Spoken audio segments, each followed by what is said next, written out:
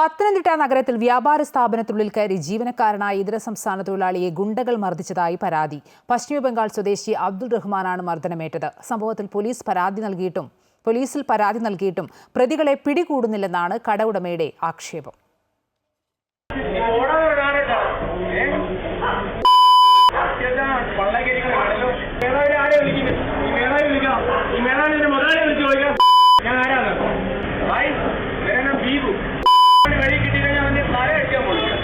തിങ്കളാഴ്ച രാത്രിയിലാണ് പത്തനംതിട്ട വെട്ടിപ്പുറത്തെ ഹാർഡ്വെയർ ഷോപ്പിലെ ജീവനക്കാരനായ പശ്ചിമബംഗാൾ സ്വദേശി അബ്ദുൾ റഹ്മാന് മർദ്ദനമേറ്റത്.